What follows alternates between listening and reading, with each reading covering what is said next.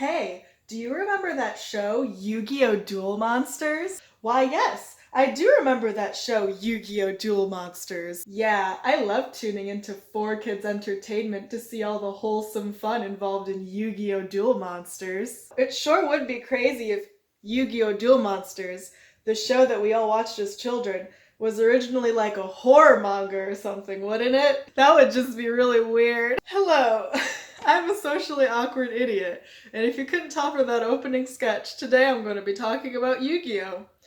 But today is a very special episode because I'm drunk. This is the start of a new series I'm calling Drunk Lecture, where I talk way too long about something I know way too much about without doing any refresher research beforehand. I did not reread the manga, rewatch the anime, nothing. We're just gonna go right into it from the top of my head as best as I can remember. And hopefully it'll be funny. This is Drunk Lecture, the history and plot of Yu-Gi-Oh!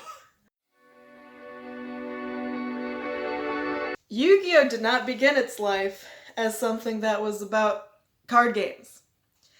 It was originally about evil spirits using their evil powers to punish wicked people and make them go insane, and also something friendship. People get set on fire. Someone gets turned into a completely devoid of thought and emotion vegetable who has to be sadly wheeled around the rest of his life. But it's okay, because it didn't happen to any of the good characters. Now, the reason most of us here in America have not heard about the original version of Yu-Gi-Oh! Is because, back in the day, America was really only interested in TV shows that they could turn into children's shows, because all cartoons were seen for children, even if that was not the original audience demographic, and, Yu-Gi-Oh! The original Yu-Gi-Oh! With all the murder and punishing evil people by making them go insane, yeah, that could not be edited down into a children's show. I mean, Yu-Gi-Oh! Duel Monsters, they edited out a boy skinning his father alive, so I guess anything is possible, but... So Yu-Gi-Oh! Starts, and just like in Yu-Gi-Oh! Duel Monsters, if you remember that from your childhood, it's like these people find all these ancient Egyptian artifacts and then are mysteriously killed. And somehow, after years and years, and miscommunication and nonsense, one of the artifacts ends up in a toy shop in Japan. That's just a normal thing that happens, I guess. So the owner of the toy shop has this really nerdy grandson named Yugi. Yugi's our main character, so remember him. Yugi is so nerdy that as a freshman in high school, which in Japan you're 15 as a freshman, remember. So as a 15-year-old, he sits at his desk and plays children's board games. Things like those little pop-out games where you have to keep sticking as many things as you can in until it pops at you. If you've played those games before, you know what I'm talking about, and if you haven't, you're like, what? Lame children's games, that's all he plays at his desk, so he has no friends. His only kind of friend is his childhood friend, Anzu, who was later called Taya by 4Kids. His childhood friend, Anzu, and she's only really friends with him because they've been friends since childhood. She doesn't really have much of a personal attachment to him beyond, we've known each other our whole lives, so, I feel kind of, protective towards you, you strange child. But she doesn't really care about him enough to, stop him from being horribly bullied that I remember. So he's horribly bullied by two people, Jonochi and Honda. Jonochi and Honda later became Joey and Tristan, Yugi's worst bullies. They beat him up every single day and are just horrible to him. And Yugi is working meticulously on this puzzle his grandpa gave him, which is actually an ancient Egyptian artifact. But he thinks it's just a puzzle. And I guess it's been long enough since this thing has been in circulation that there's a rumor that whoever completes it will be granted like a wish, like it's a genie or something, an ancient Egyptian genie. Anzu's like, what are you gonna wish for, Yugi?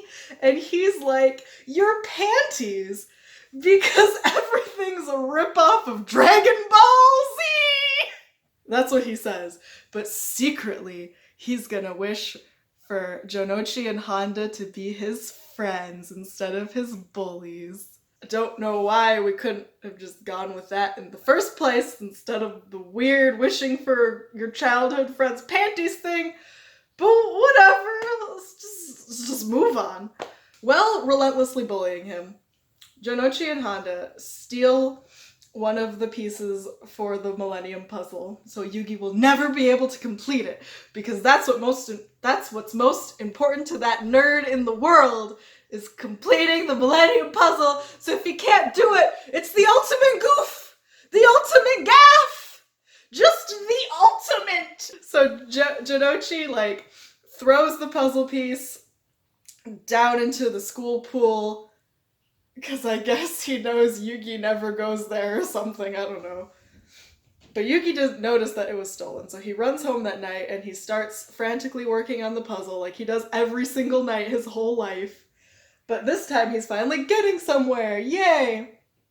And he's about to finish it. There's only one piece left, but it's the piece that was stolen and it's not there, oh no. Don't worry, the setting people on fire and mind-breaking thing is coming. You just have to sit through all this intro because I had to sit through all this intro. Yugi finally is almost completed with the puzzle. And then he's about to collapse because he's been working on it all night. He's about to give up because the last piece is just missing. He thinks that he got like a defective one, that he'll just never have the piece, that it's done, it's over. He slumps down in bed. And then an evil demonic voice begins echoing through his head. Because that's just what happens. An evil demonic voice is like, hey, you gonna finish me or what, kid? I've been waiting 3,000 years! Fun fact. I don't know if this is a translation error or what, but like, it switches around a lot between if the spirit's 5,000 years old or 3,000 years old. I think in Yu-Gi-Oh! Duel Monsters they just decided 3,000, but in the original there was a lot of like, I don't know how old this is. Anyway, so the 5,000 or 3,000 whatever year old spirit is like, hey, what the frick frack? And Yugi's like, I'm sorry, evil spirit. I just don't have the last diggity darn piece. So he like goes off and he's all upset and the spirit is kind of driving him crazy, it's like implied, because he's like running around everywhere looking desperately for the last piece, and he runs into Jonochi and Honda getting beat up by their own bully. Because bullies are bullies because they're beat up by bullies, and there's an infinite cycle of bullies in the world. Obviously. So Yugi jumps in the way and saves them, because remember, he wants nothing more than to be their friend. And he tells them this as the bigger bully is relentlessly beating the crap out of him. He's like, I wanted nothing more than to be you guys' friend. And then they realize, wow, he's like standing up for us against bigger bully. Like, he's actually a really nice guy, even though he's weird. Like, we should be his friend. He's so nice. And then Joey feels horrible about stealing his puzzle piece. So Joey, right that instant, I'm calling him Joey because that's what 4Kids calls him. I'm sorry if that's confusing. Jonochi runs back to the school pool, dives down. It's raining, it's dramatic, you've seen stories, you know. He grabs the puzzle piece off the bottom and he's like, here, Yugi, I'm so sorry I stole this. I didn't realize you were such a cool dude. Like, we should be friends. And like, here's this to like prove that I really want to be friends. And Yugi's like, wow, that means a lot to me. I'm so happy we could be friends. Like, I don't even need this puzzle box anymore because we're friends already. The evil spirit's like, finish me, finish me, finish me, finish me, finish me, finish. Yugi finally finishes the puzzle box and is immediately possessed by an evil spirit. Because that's what happens when you solve ancient Egyptian puzzle boxes. I don't know why you thought this would be a good idea. But this evil spirit is a spirit of vengeance. So evil vengeance spirit goes and makes bigger bully from before go insane and think that the leaves on the ground are money. So evil bigger bully is just crawling on the ground, clutching and laughing at leaves about how rich he is. And then we never see him again. Jonochi and Honda could have a redemption, but I guess bigger bully is just too much of a jerk. Like, screw him, he was a jerk. He deserves to be insane for the rest of his life. So now we have the basic setup for our story. The gang gets into some shenanigans, and then the evil spirit possesses Yugi and seeks revenge. They run into a mass murderer who tries to shoot up a burger joint they're in, and the evil spirit sets him on fire. I mean, I just would have let the police handle that personally. But you know, setting someone on fire solves the problem just as good, I guess. And there's like a lot of murderers they run into, just like in this small town in Japan, all of a sudden, just like for no reason. They just run into a bunch of murderers, and like other Yugi, that's what they call the evil spirit, is other Yugi. Because obviously his friends are like, Yugi's not killing these people. Yugi has no memory of what happens because his, like, you know, he's possessed. He has no memory of what happens. He just wakes up and his friends are like, wow, Yugi, you set that murderer on fire. And Yugi's like, what? I would never do something like that. And his friends quickly realize that he is being possessed. But they're like, well, he only attacks evil people. So I guess it's okay. Our friend is getting possessed by a vengeful spirit. And that's fine. That's the basic formula, but I want to talk about some notable things. Notable things include Seto Kaiba. You may remember him as Yugi's main rival from Yu-Gi-Oh! Duel Monsters, but in this, he's just a one-off character. Seto Kaiba's chapter is the only chapter that involves the game Duel Monsters. In this version of events, I'm pretty sure Kaiba invented it. Either he invented it or he was like the only person that was into it, because everyone is way nerdier in the original Yu-Gi-Oh! So Kaiba is like this new kid. He's not new to town, but he's new to their school, and he's like super rich, and he's just like a jerk about it, and he like kidnaps Yugi and his friends, and there's like a whole bunch of shenanigans with like Mokuba, his little brother, is also evil and like tries to poison them with like poisoned burgers, and it's like weird, and like Kaiba's weird and evil, and he does weird shady evil stuff to Yugi and all his friends, and he like, unlike his character became later, he like acts super nice at first, and like he's being super generous with them, and he's like, come over to my mansion and I'll like give you free food and be super nice to you and it'll be awesome. But it turns out he just like wanted people that he and his brother could like mess with, and it's like really messed up. So of course vengeful spirit takes over, and Kaiba's like, can tell immediately something's different, and he's like, you are the perfect opponent to play Duel Monsters with, this card game that I either invented or like really like or whatever. And evil spirit's like, okay, but if you lose, I'm gonna destroy your mind forever. And Kaiba's like, that sounds awesome, because I never lose. So Kaiba loses, and other Yugi, evil spirit, destroys his mind so bad that he's literally a vegetable and has to be in a wheelchair for the rest of his life, and that's how Kaiba's story ends in the original Yu-Gi-Oh! Another notable instance is the appearance of Bakura. Bakura, you may or may not remember, is the main antagonist of Yu-Gi-Oh! Duel Monsters. But He ain't that. So this kid named Ryu Bakura transfers to their school, right? And he's like cute and he's got long white hair and all the girls like him, but he like drives them all away because he's into D&D and like occult shit. Once people find out he's into D&D and occult stuff, they don't want to hang out with him anymore and he gets sad. So Yugi, being I'll befriend anyone child, goes over and he's like, hey Bakura, I don't mind that you're into D&D. I would love to go to your house sometime and play D&D with you. And Yugi's friends are like, do we have to do that too, Yugi? Of course! We should all go play D&D with our new friend Bakura. And they're like,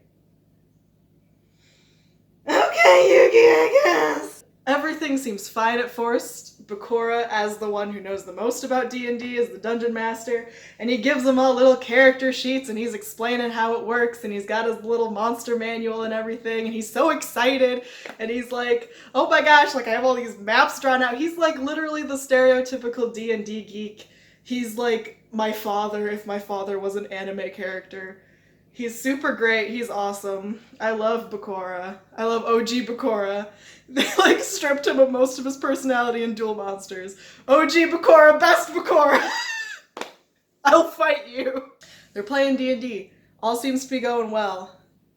But then, all of a sudden, they find themselves trapped in the figurines of their characters, trapped in the D&D world. Because it turns out Bakura also has an evil ancient Egyptian artifact that also houses an evil spirit. This is just something that happens, I guess. And Bakura's has a little more justification because Bakura's father or grandfather or whoever is like actually an Egyptographer. He's not just like some like game shop owner. He's like actually an Egyptographer and he like found it on an expedition. And instead of like putting it in a museum, he's like, here son, have this priceless artifact. So that's, you know, it at least makes more sense than Yugi thinking that it's just like a puzzle game. Okay. So it turns out the evil spirit that Bakura has taken over him, other Bakura. So other Bakura is like, all Bakura's friends end up leaving him when they play D&D with him because they think it's lame. So I'm gonna trap you guys here forever so you will play D&D with him forever. Because he likes Bakura, you know? He calls Bakura his landlord. Like, he's like, Bakura owns the body, but I rent. It's really great. I've never seen any other piece of media where a spirit possessing someone's body calls the original owner of the body the landlord. Maybe I just haven't seen anything like that and there's like a million, but this is the only time I've encountered it, and I think it's amazing. Like, every time he never mentions Bakura by name, he just says my landlord, and it's great. So he's like, I'm gonna trap you all here forever. So you have to play with my landlord forever, so he won't be lonely. Unfortunately, every time other Bakura possesses Bakura's body, he needs to, like, stab him. I don't know. Evil rules. So, like, Bakura is, like, bleeding and stabbed, but other Yugi takes over, and he's, like, seeing Yugi for the first time.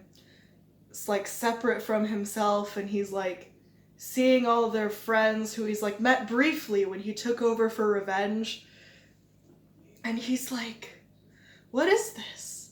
I feel like they're my friends too. And you're just sitting here like, dude, you murdered like 5 people and now you're like, friendship. Wow. So, like, other Yugi kind of has, like, a freaking crisis, and he's just like, oh my god, friendship.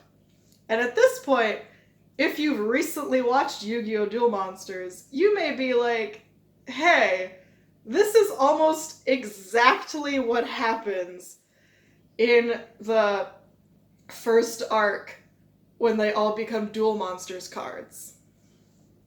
And yes, it is exactly like that, but with D&D and the context that other Yugi has killed people and driven them insane. It's great. They finish playing D&D, and because there isn't really a way to like win D&D, I guess if all the players survive the campaign, it's winning, you could say. So since that's the only real way to win, they kind of like invent their own game with it, and I don't remember what it is. It's something like if you can kill all these monsters or something, then like I'll let you go or whatever. So they play D&D. Other Yugi wins, obviously, and he like seals the other spirit inside the necklace artifact thing. He seals him away, and he's like, you won't be bothering anyone ever again. And that's the last time that other Bakura makes an appearance in the series. You know, the main antagonist of Yu-Gi-Oh! Duel Monsters. He's just gone. Problem solved! So at this point is when like something actually starts happening. Like other Yugi kind of starts to develop a conscience.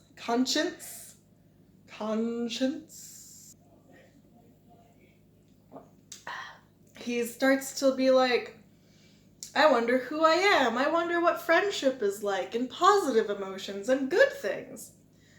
And he still can't really talk to Yugi because they're like, whichever one is not controlling the body is like completely unconscious. So they go to a museum to try to figure out more about their friend who has set a man on fire and made another person a vegetable. They go to this museum and they run into this guy named Shoddy, because he's shady, so his name's Shoddy. You get it? And Shoddy is like, yo, I'm the like keeper of ancient Egyptian spirits or whatever. It's my job to keep them controlled. And I've heard all the like people who you like mentally destroyed and set on fire, and that's not okay. So I'm gonna have to destroy you now. And all of Yugi's friends are like, no, he's our friend, don't you see? That was the old him. We somehow know that he's completely different now because he played D&D with another evil spirit and now he's good because D&D makes everyone good. He's like, okay, if like this spirit's really good, then prove it. And like, they all have to go through this series of trials and tests, and it's like all dramatic. And like at the last minute, it looks like other Yugi is gonna fail, and he's like, I probably deserve to die anyway. Eggs! But it's okay, because original flavor Yugi takes back over. And he's like, don't worry, we'll do this together. And it's the first time they've communicated while in the same body, and it's all like, ah! So with the power of friendship, they're able to pass the trials, and other Yugi gets to stay, with the caveat that Shoddy's like, I'll be watching you if you mess up. And that's the end of Yu-Gi-Oh! And you may be sitting here like, I'm sorry, how the heck did that become a show about card games? Well, basically, as legend tells it, meaning as notes in the manga tell it, the mangaka, the author of the manga, got like really enamored with the Kaiba chapter, the only chapter that involved the Duel Monsters game. And all the fans were like, that's my favorite chapter, the chapter with Kaiba in the Duel Monsters game. So he was like, it's my favorite chapter, it's the fans' favorite chapter, like maybe I should do something with this.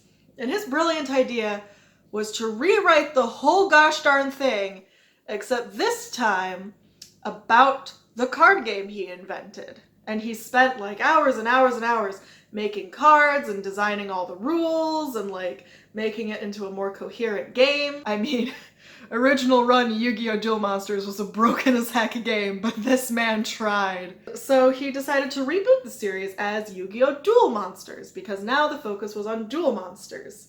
There's like a bunch of new characters, like our Lord and Savior, Merrick Ishtar, who I wish I had time to talk about, but this video is already like half an hour long. That's the story of the original Yu-Gi-Oh! And how it became Yu-Gi-Oh! Duel Monsters that we all know and love today. Let me know if you liked this new style of video where I talk about something while drunk. Let me know if there's other things that you'd like me to talk about, or if you just like this new thing I'm trying out in general. Please subscribe if you liked this video. Please like this video if you liked it. Share it. Leave a comment. You know, let people know. Let people know the true story of Yu-Gi-Oh! That became the show we all loved as children and some of us still love today. Bye!